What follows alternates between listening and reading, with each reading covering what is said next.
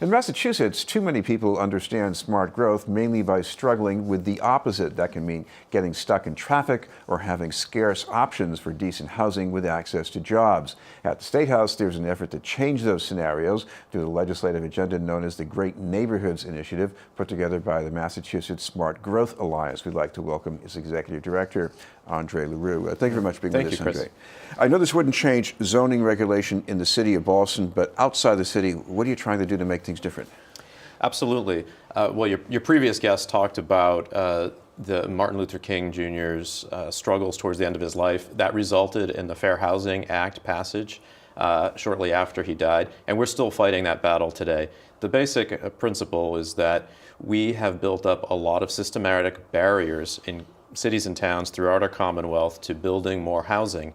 And the communities that are doing their fair share, like Boston, Cambridge, Somerville, a few others, are really the pressure points for, we're seeing rising prices, seeing a lot of people get displaced, gentrification happening. So unless we are able to fix all the development rules for the state, we won't fix the problem here in Boston. So that means if you've got too few places where people can afford to live in the suburbs, somebody in Boston says, well, what does that mean to me?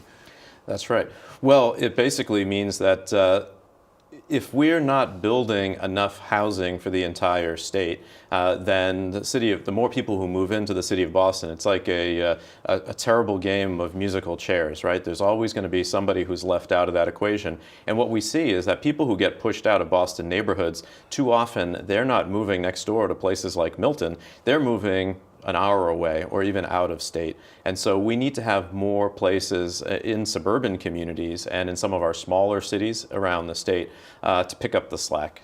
I also want to ask you about the continuing patterns of racial segregation. Yeah. You can go to a suburb in a shopping mall and it looks racially integrated, but if you think of where people live as opposed to where they shop, it's a different story. That's right. We're still one of the most racially segregated metropolitan areas in the whole country.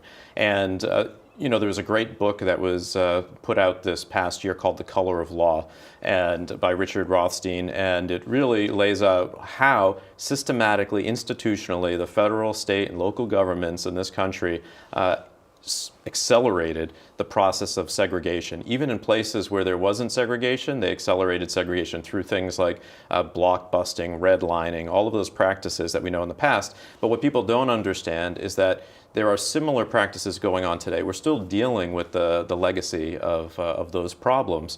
And so we need to have zoning reform and housing reform legislation, or else we won't uncover that. I was talking to a young African-American man in my workplace who was saying, really, this is one of the civil rights battles that we never won. This is BNN News, and we're talking with André Leroux from the Massachusetts Smart Growth Alliance. André, one of the obstacles that you have to overcome is resistance in the suburbs to new housing because they say their schools are crowded or they don't have enough money to educate their children. Does your legislative package help them with that?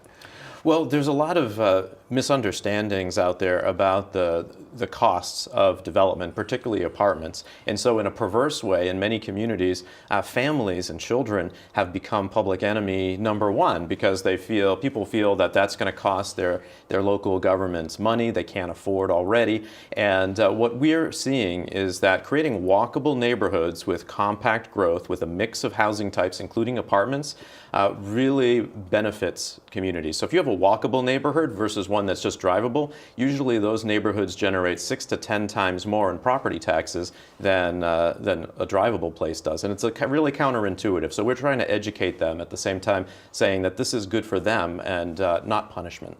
Now, one of the things that I'm sure will make people nervous at first is that this bill would let developers put up developments with a lower ratio of parking spaces to units. Like imagine the neighbors saying, wait a minute, I mean, how do you overcome that feeling? Well, one way that we deal with that is that a lot of what's in here is encouraging communities that want to do that already. So part of our problem is that it's just so difficult to change rules. So even communities that want to reduce their parking regulations, it's difficult to do that.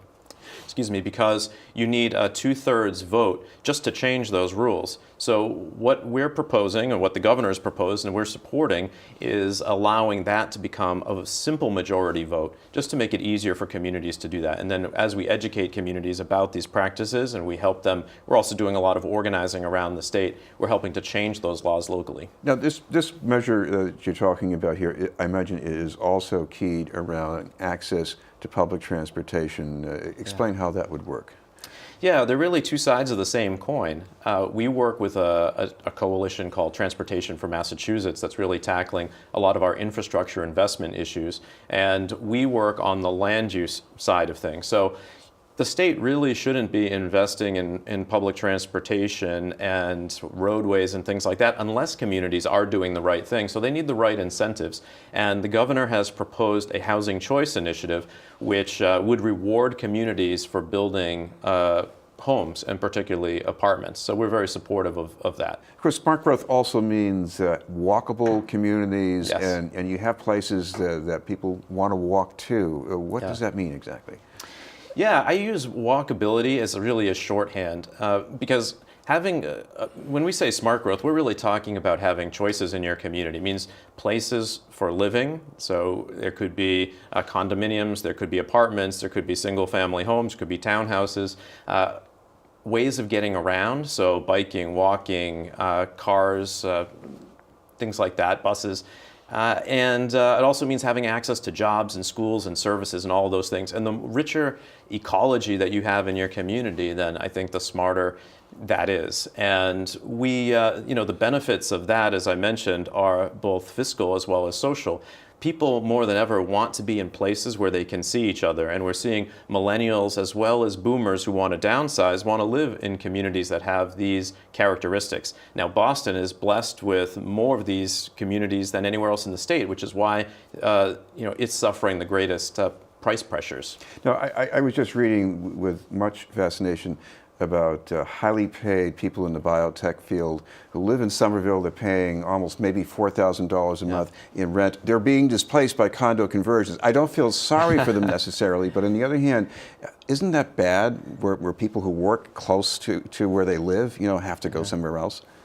Yes, I think that the way we can get around that is by having more neighborhoods that really offer more apartments. So, if a developer or a property owner thinks that they can make more money by flipping to condos and selling their units, then they're gonna do that. I think what it means is that we need to have more mixed income communities, right? And so when we plan development, we have to be thinking that we can't just have one kind of housing type. We can't have all luxury condominiums. We can't have all luxury apartments, and nor can we have all subsidized apartments either. We need to have neighborhoods that have mixes of these places, and so it's very important for us and for our local leaders to understand that. Now, what about the effect on, let's say, a biotech company says, I'm not going to expand the workforce in Kendall Square because I don't want to have people, I'm not going to get people to work there if they have to commute from Billerica or something. Isn't that also another problem? Yeah, it's really undermining our economy increasingly. We've heard from chambers of commerce that have signed on to our Great Neighborhoods campaign that their number one issue that they're hearing is be able to retain and attract employees because of housing. And so they're becoming big champions, and they never really were before. It's when we even talk about Amazon, for example, and the second headquarters and the competition for that, I think part of what's fueling the momentum at the state level is for us to be competitive with other parts of the country. Our biggest weakness is our housing market, and we need to fix it. We should mention that you've got more details about the initiative on the website, so you can tell people what that is. Absolutely. It's www.ma-smartgrowth.org, and we also have, for our campaign, www.great-neighborhoods.org. That's our Great Neighborhoods campaign. Thank you very much for being with us. Thank you very much, Chris. Appreciate it. André Leroux from the Massachusetts Smart Growth Alliance.